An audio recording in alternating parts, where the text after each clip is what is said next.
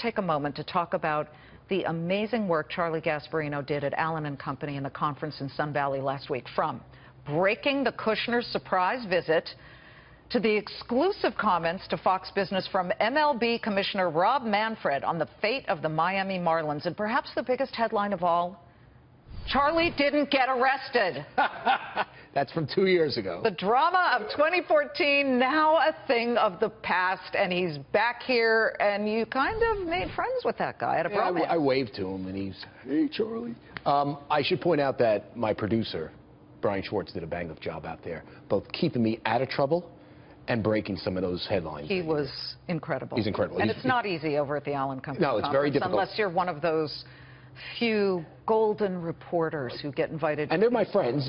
Becky Quick was there from CNBC. Like Becky, Aaron Burnett was there from CNN. Both of us worked with both of them. I love them both. They're my friends. But yeah, they're kind of inside. How come we don't get invited? Listen, I just don't get invited. I get thrown out of these things. So in any event, Brian kept me out of trouble, broke some big news. We're lucky to have him here at Fox.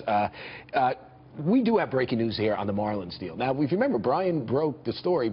He cornered Bob Manfred, who's the baseball commissioner, and said, "What's up with the Marlins sale? This is the biggest thing. It's it's basically people obsessed about this. This is one of the worst teams, but there's three bidders, and that's what Manfred said. We have three real active bidders, around $1 billion. But here's kind of what we know now. I mean, he was kind of glossing over, from what we understand, more anxiety in the background. We understand is Major League Baseball the commissioner's office is worried about the potential Marlins bid, and here's why. They're worried that Jorge Mas could drop out of the bidding. Why? He wants an exclusive, from what we understand, an exclusive bidding right, so he can put together more of his financing, and he wants the Marlins to give him that, so he has the chance to do it, and that means they essentially pick him to do the deal, and all he has to do is get the financing, and they're balking at doing that. There's kind of like a game of chicken. Now, one of the reasons why, now this is my surmise from what I understand, is that Jorge is at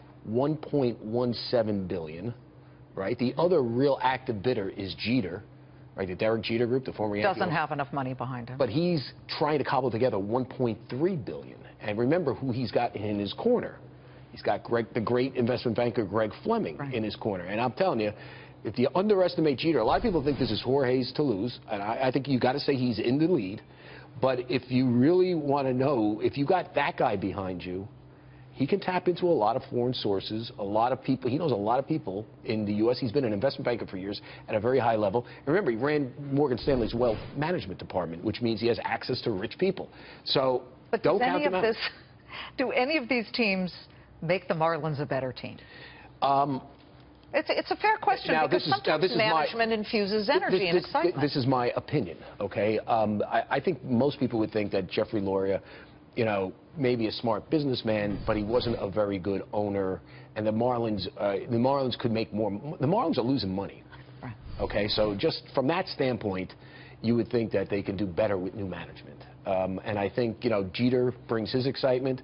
Jorge Mas, because he's a local guy, local billionaire. By the way, he can write the check himself. If he wants to. He probably won't. He'll probably get other financing, but he's got bucks. He's in the billions. He's got the billionaire near his name. So, I mean, I think both of those are pretty compelling offers. But what's interesting here is it's not like Moss might drop out, from what I understand. He might just say, "I'm done. If you don't give me the exclusive right to buy it, and because I got the money, this is how much I'm going to pay. It's below Jeter's." And so there's a little game of chicken going on right now. Well, in the end, if I'm a player, I want Jeter, because he understands players' thoughts and minds, and they might work harder for him. I don't know. I think you want a businessman with local roots to bring that Latin community to baseball. And I think if you don't, that's a big thing here. And by the way, if you really want to, I don't get in the wrap, I'll just make this point. If you really want to take it forward, you want Miami to be the gateway to Latin American baseball. Yeah. That's the stepping stone, maybe to Cuba. I mean, who knows? There's a lot of potential there. Charlie, thank you. And by the way, this too. What is it? Could be yours. Yeah. And will be yours, because you, my friend, are joining Team Fox Business at the triathlon. This thing is heavy, dude. That's sort of like I gave you my Purple Heart. This weighs more than you. Thanks, Charlie. Glad to have you back.